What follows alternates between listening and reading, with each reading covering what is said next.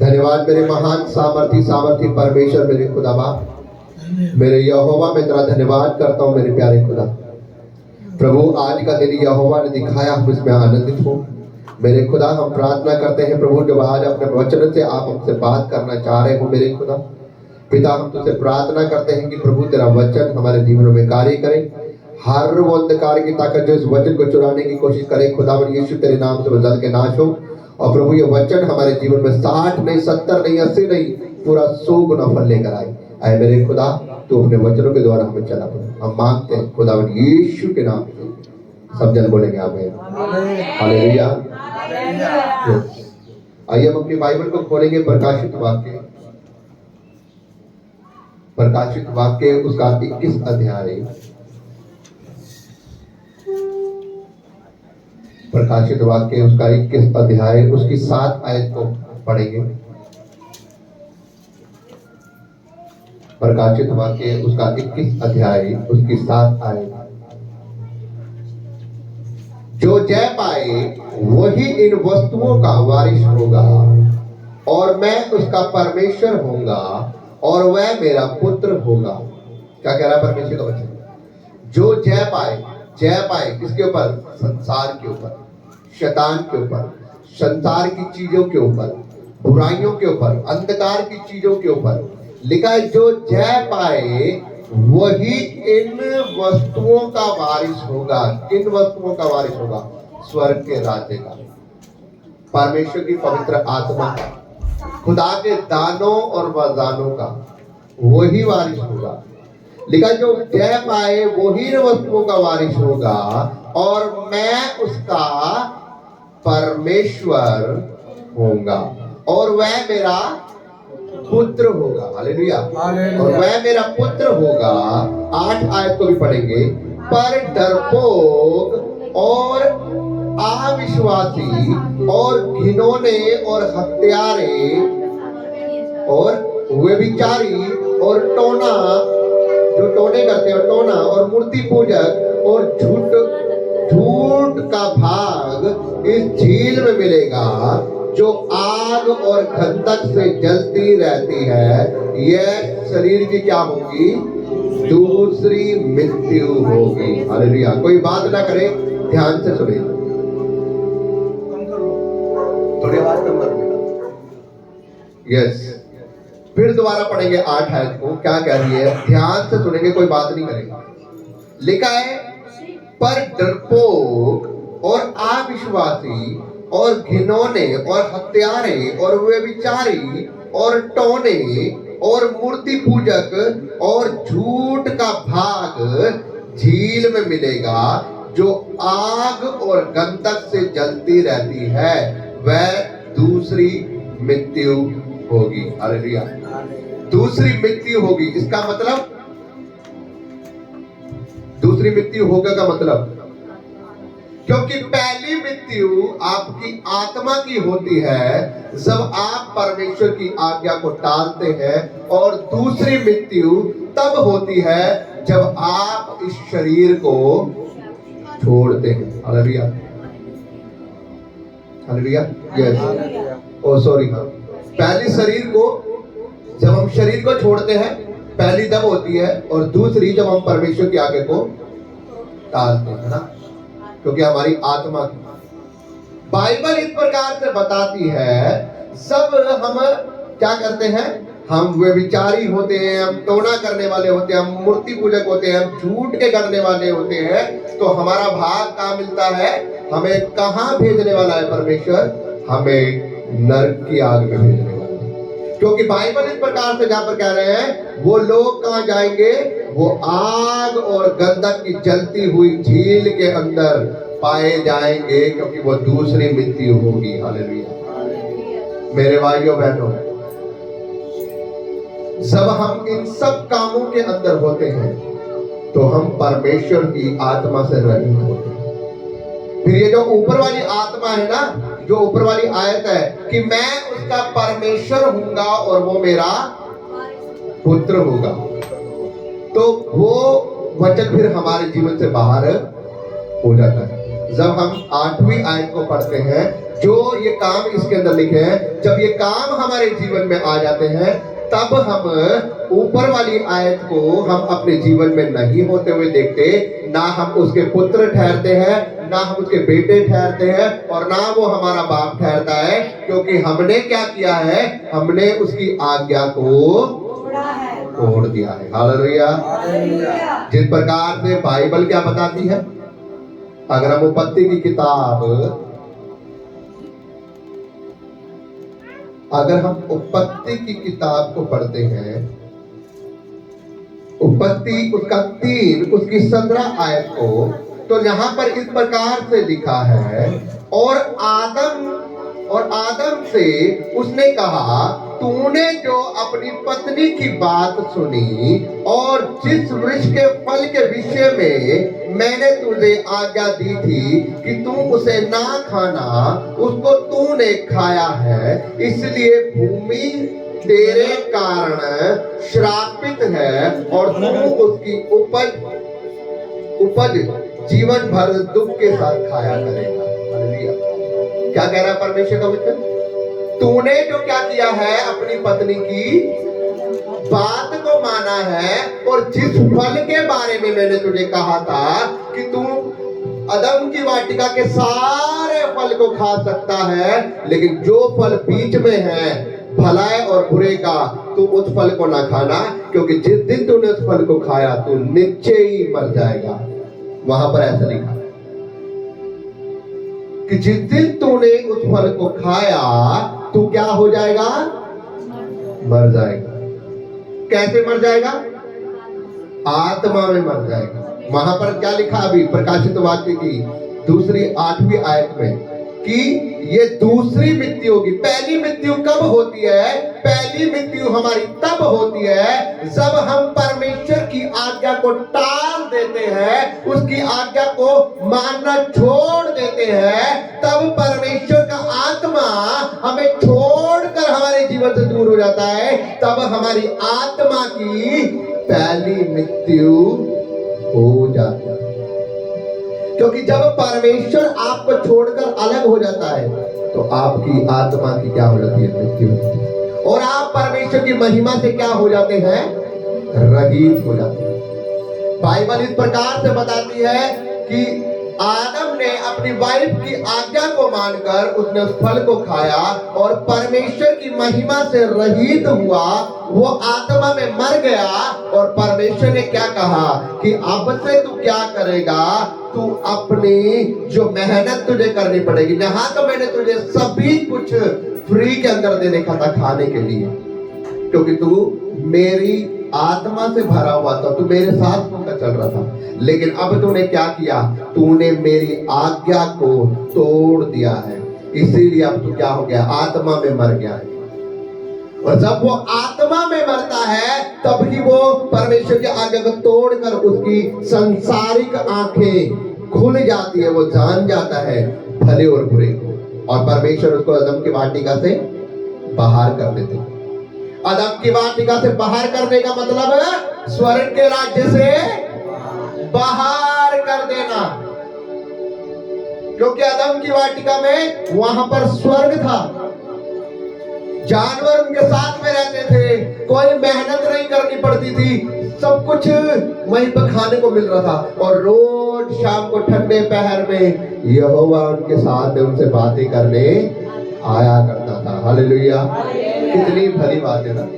लेकिन उनकी एक पाप की वजह से, उनकी एक गलती के वजह से वो आत्मा में पहली मौत मरा और परमेश्वर उससे नाराज हुआ। परमेश्वर उसको अदम की वाटिका से बाहर निकाल दिया। मेरे भाइयों बहनों, उसी प्रकार हम पहली मौत मरते हैं जब हम परमेश्वर की आज्ञा को तोड़ देते हैं। जहां पर परमेश्वर ने कहा वे विचारी, टोने, हत्यारे, घिनौने, अविश्वासी, डरपोक, मूर्ति पूजक, ये सब परमेश्वर के योग्य नहीं है। और ये सब कहां पाए जाएंगे? ये सब स्वर्ग के राज्य में से बाहर किए जाएंगे। और ये सब परमेश्वर के ना पुत्र ठहरेंगे ना पुत्री ठहरेंगे, और ये सब आग की जलती हुई झील के अंदर पाए जाएंगे, जो शरीर की दूसरी मौत होगी। हालेलुया। क्योंकि ऐसे लोग स्वर्ग के राज्य में नहीं जा पाते। इसका मतलब यह है कि हमें क्या करना है, स्वर्ग के राज्य में जाने के लिए उसका पुत्र पुत्री होना जरूरी है। और उसका पुत्र पुत्री होना जरूरी है। और वो हम उसके पुत्र पुत्री कैसे बनेंगे? उसकी आज्ञाओं को मान के, उसकी आज्ञाओं के अनुसार चल के, उसकी आज्ञाओं से तोड़कर नहीं। आज एक बेटा एक बेटी अपने माता पिता के पुत्र पुत्री होते हैं, वो तब तक होते हैं जब वो उसकी बातों को मानते हैं, उसकी आज्ञाओं को मानते हैं, उनकी सारी वो अच्छा बुरा जो भी उन्हें बोलते हैं उन सब चीजों को वो मानते हैं, उनके साथ रहते हैं, उनके अधीनगी में रहते हैं। मैंने आपको बीते दिनों में बताया अधीनगी में रहना कितना भला है। जब आप एक अधीनगी में रहते हैं तो आप ऊंचे होते हैं। और उसी प्रकार से बच्चे भी जब अधीनगी में रहते हैं अपने माता पिता के, उनके माँ बाप के द्वारा वो ऊंचे होते हैं। अगर आज आप परमेश्वर के अधीन रहते हैं, उसकी आज्ञाओं को मानते हैं, आप ऊंचे होते नहीं, आप स्वर्ग के राज्य को पाते हैं। आप फिर ना पहली मौत मरेंगे, दूसरी मौत आप मरेंगे, लेकिन वो आग की झील वाली मौत नहीं होगी, वो शरीर की मौत होगी आपकी दूसरी वाली, लेकिन आपकी आत्मा सीधा स्वर्ग के राज्य में जाएगी। हालेलुया।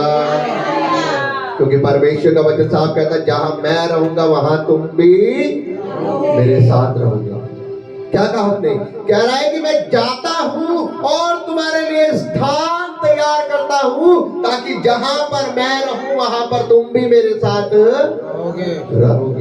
कह रहा है मेरे पिता के घर में बहुत सारा स्थान है, बहुत सारी जगह है, और मैं जाता हूं तुम्हारे लिए और स्वर्ग के राज्य में जगह तैयार करता हूं। कहता है मेरे पिता के घर में बहुत सारी जगह है, अगर ना होती तो मैं तुमसे ना कहता, लेकिन वहां पर बहुत सारी जगह है, इसलिए मैं जा रहा हूं तुम्हारे लिए जगह तैयार कर रहे। लेकिन तुम अकेले नहीं रहोगे, मैं तुम्हारे लिए भेजूंगा सत्य का आत्मा भेजूंगा, जो तुम्हें बताएगा, जो तुम्हें चलाएगा, जो तुम्हें सिखाएगा कि तुम्हें किस प्रकार से चलना है और मेरी आज्ञा के अनुसार चलना है। फिर जब वो सत्य का आत्मा तुम्हारे अंदर होगा तो ये डरपोकपन, ये घिनौनी वस्तुएं और ये घिनौने काम, ये हत्यारापन, ये व्यभिचारीपन, ये टोना करने वाली आत्मा, ये मूर्तक पूजा करने वाली आत्मा, ये झूठ बोलना, ये सब आपके जीवन में नहीं रहेगा। क्योंकि एक पवित्र आत्मा से भरा हुआ व्यक्ति बुरे कामों से नहीं होता, क्योंकि वो आत्मा से होता है। जो शरीर के अनुसार होता है ना, वो बुरे काम नहीं होगा। हालेलुया। एक आयत और पढ़ेंगे, कलूसियों की किताब उसका 3 उसकी 25 आयत इस प्रकार से कहती है, क्योंकि जो बुरा करता है वह अपनी बुराई का फल पाएगा, वह किसी का पक्षपात नहीं करता। कौन? परमेश्वर। अगर आप ये सब बुरा काम करोगे, ये व्यभिचार, घिनौने काम, ये सब चीजें करोगे, लिखा है क्योंकि जो बुरा करता है वह अपनी बुराई का फल पाएगा। अब आप ये नहीं कह सकते कि प्रभु जी तू मेरे ऊपर तूने ये बीमारी क्यों डाल दी, मेरे ऊपर ये हालात क्यों डाल दिए, क्योंकि परमेश्वर कहता है जो तुम बोते हो वो तुम काटते हो। हालेलुया। जब हमने देखनी है उल्टी सीधी फिल्में, जब हमने देखनी है उल्टी सीधी फोटोएं, जब हमने करने हैं उल्टे सीधे काम, तो हम परमेश्वर को ये नहीं कह सकते कि परमेश्वर तूने मेरी जिंदगी में ये गलत काम क्यों कर दिया है। हम ये नहीं कह सकते कि परमेश्वर तू मेरे जीवन में क्यों प्रभु मुझसे दूर है, क्या तू मुझसे नाराज है, क्या तू प्रभु जी मुझ पर दया नहीं कर सकता। हम चाहते तो हैं कि परमेश्वर हमारे लिए काम करे, लेकिन हम परमेश्वर के अनुसार नहीं चलना चाहते। हम चाहते तो हैं वो खुदाबंदा हमारे जीवन में हमारी बीमारियों को, हमारे संघर्षों को, हमारे दुखों को, हमारे तकलीफों को दूर कर दे, लेकिन हम वैसे नहीं चलना चाहते जैसे परमेश्वर चलाना चाहता है। अब हर कोई बोल देगा क्या करे पास्टर जी, क्या करे परमेश्वर, झूठ तो हमारे जीवन से निकल ही जाता है। क्या करे, घिनौने काम तो हमसे हो ही जाते हैं। क्या करें, दूसरे की चुगली तो हमसे हो ही जाती है, दूसरे की बुराई तो हमसे हो ही जाती है। क्या करें, अपने पड़ोसी को, अपने रिश्तेदारों को देखकर मन के अंदर कुछ बुराइयां आ ही जाती है। लेकिन परमेश्वर कहता है ये मेरे फल नहीं है मेरे बेटा, ये मेरी पवित्र आत्मा के फल नहीं है। अगर तू मेरी पवित्र आत्मा से भरा हुआ है, कितने लोग मेरी बात को समझ पा रहे? परमेश्वर का वचन कहता है मेरी आत्मा से भरा हुआ व्यक्ति इन सब लक्षणों के अंदर नहीं पाया जाएगा। पवित्र आत्मा उसको बताता है, उसको चलाता है कि तुझे किस प्रकार से चलना है, वो सिखाता है। और याद रखे एक बात, अगर आप पवित्र आत्मा से भरे हुए व्यक्ति हैं और अगर आपसे कोई गलती हो गई है, आपको पवित्र आत्मा रियलाइज कराएगा उसी समय। आपको उसी समय पछतावा हो जाएगा कि मैंने ये बात गलत कर दी है, मुझसे ये पाप हो गया है। और परमेश्वर आपको बोलेगा, पवित्र आत्मा आपको बोलेगा कि जाकर क्या कर, पश्चाताप कर। उस व्यक्ति से माफी मांग जिसके विरोध में तूने गलत बोला है, उस व्यक्ति से मेल मिलाप कर जिसके बारे में तूने गलत बोला है। लेकिन उस समय अगर आपकी चढ़ी हुई आंखें, घमंडी आंखें आपके हृदय में आ रही है और आपके मन में घमंड भरी बातें आ रही है, क्यों मैं क्यों झुकूंगा, उसको मेरे सामने झुकना चाहिए, उसको मुझसे माफी मांगनी चाहिए, मैं कैसे चला जाऊं? परमेश्वर का वचन कहता है यदि तेरे मन के अंदर ये बात है तो तू मेरे योग्य नहीं है। हाँ, अगर तुझे पश्चाताप करने का मन कर रहा है, तुझे आत्मा तुझे अंदर ही अंदर तुझे रियलाइज करा रही है कि तुझसे गलती हुई है, तुझसे पाप हुआ है, तुझे जाकर माफी मांग लेनी है, क्योंकि परमेश्वर चाहता है। क्योंकि बाइबल में आज आपने तुम क्या कहता है परमेश्वर, पवित्र बनो क्योंकि तुम्हारे बनाने वाला तुम्हें क्या है, पवित्र है। आज खुदा का सॉन्ग आपसे कह रहा है आओ मुकद्दस हो, पाक बनो, क्योंकि जैसे बनाने वाला तुम्हें क्या है, पाक है। वो आपको लेने आएगा जल्दी काले में, वहां पर क्या रहा है, वो मुकद्दसों को लेने आ रहा है। काबिले सियोन बनो, मतलब कि आपको स्वर्ग के, सियोन वाला स्वर्ग, आपको स्वर्ग के लिए तैयार होना है। अपने आप को काबिले सियोन बनो, अपने आप को काबिल बनाना है सियोन के, स्वर्ग के राज्य के। याद रखना, लाइफ आपको वो नहीं देगी जो आप चाहते हैं, लेकिन लाइफ आपको वो देगी जिसके लिए आप संघर्ष करते हैं, आप लड़ते हैं। और आपको लड़ना है किससे? क्या आपकी इंसान से लड़ाई है? क्या कहती है बाइबल? हमारी लड़ाई लहू और मांस से नहीं, हमारी लड़ाई किसके साथ है? शैतान और प्रधान और उनकी सभी ताकतों से है जो इस युग की नहीं है। हमारी लड़ाई संसार के सरदार के साथ है और वो है शैतान।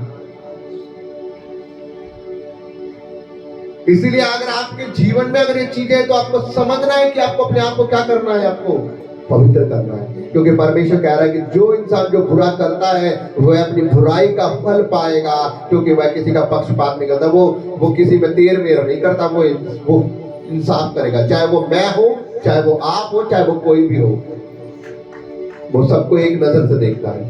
इस बात को समझना है। क्या कह रहा है? आखिरी आज पढ़ेंगे प्रकाशित वाक्य उसकी 21, उसकी 27 आयत।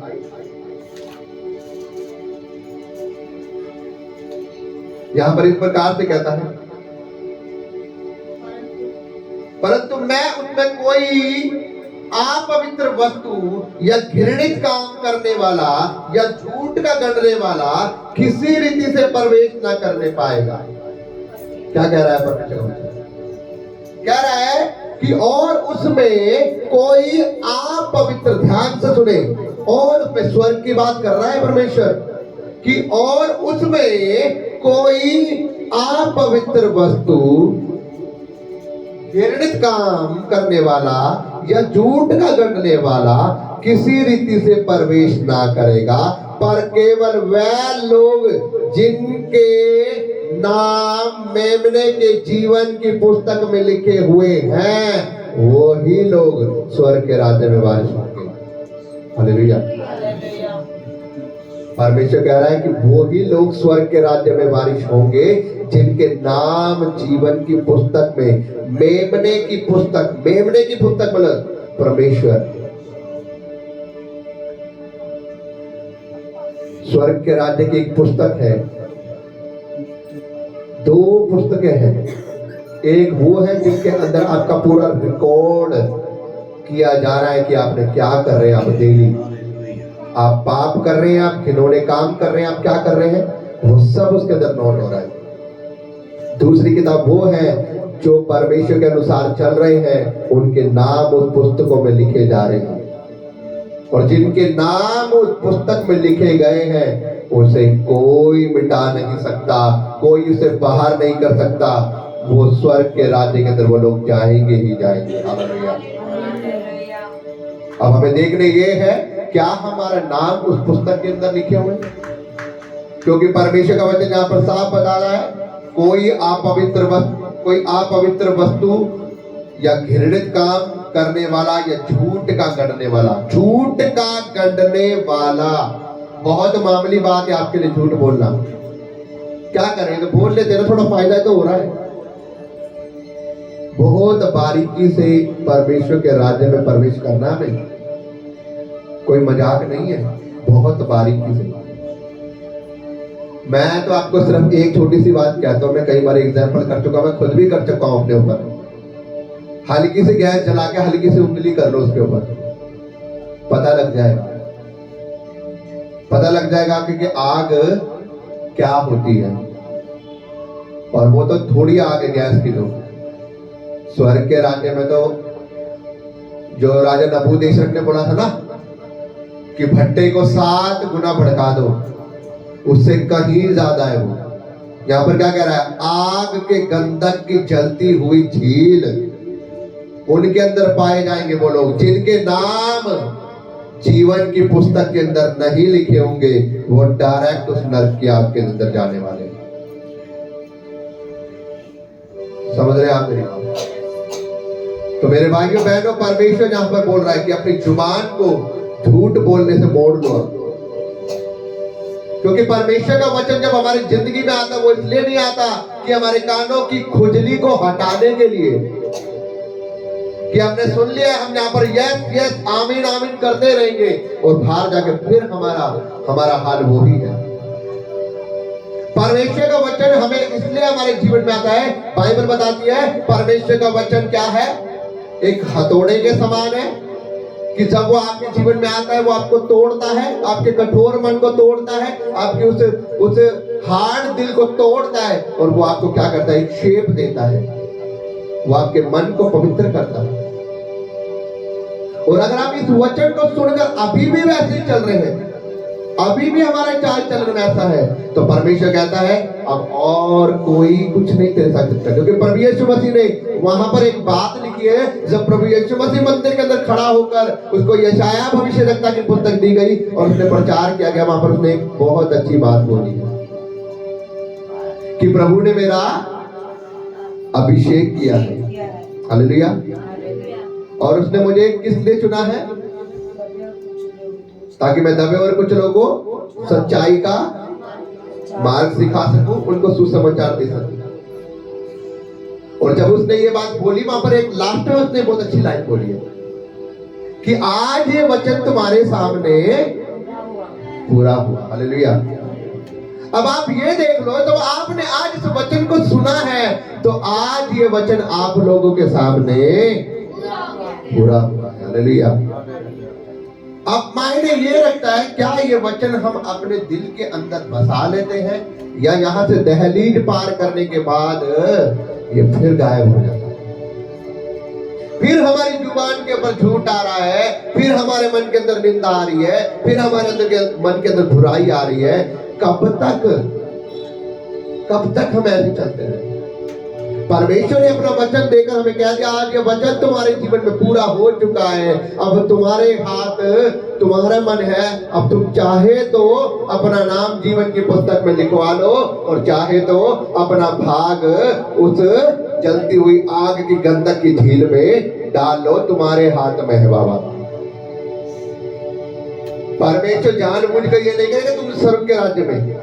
परमेश्वर चाहता, परमेश्वर ने इंसान को बनाया है, परमेश्वर ने पूरी दुनिया को बनाया है, वो चाहता है इंसान को स्वर्ग के राज्य में ले जाए डायरेक्ट। लेकिन इंसान को उसने कुछ चूज, उसने परमेश्वर ने खुद इंसान को दी है कि मैं तेरे ऊपर छोड़ता हूं, तेरे भले और बुरे का तेरे ऊपर छोड़ता हूं। अब वो तुझे देखना है कि तुझे अपनी भलाई चाहिए या बुराई। अब हम कह दें कि प्रभु जी मुझसे तो पता ही नहीं था, मुझसे तो गलती हो गई है। परमेश्वर कहता है तुझे सब चीजों का पता है, तुझे अच्छे और बुरे का पता है। अभी तुझे अगर 10 लाख रुपए पड़े हुए दिख गए ना यहाँ पर, तुझे पता ही है उठाने हैं कि नहीं उठाने। तो इसलिए परमेश्वर कहता है कि जिनके जीवन में ये बुराइयां होंगी वो परमेश्वर के स्वर्ग के राज्य में नहीं जा पाएंगे। लेकिन जिनके जीवन में परमेश्वर के, जिनके नाम जीवन की पुस्तक में लिखे हुए हैं, वो परमेश्वर के राज्य में प्रवेश करने पाएंगे, 100% पढ़ने पाएंगे। हालेलुया। तो मेरे भाइयों बहनों, मैं विश्वास करता हूँ कि आप इस वचन के द्वारा परमेश्वर की आशीष को पा रहे हैं और आप इस बात को समझ चुके हैं कि आपको परमेश्वर के साथ चलना है। हालेलुया। तो परमेश्वर के लिए तैयार हो जाए, अपने मन को चलाने के लिए, परमेश्वर के अनुसार चलने के लिए, अपने नाम को जीवन की पुस्तक में लिखने के लिए। परमेश्वर इस वचन के पढ़े और सुने जाने पर आशीष दे। आइए हम प्रार्थना करें।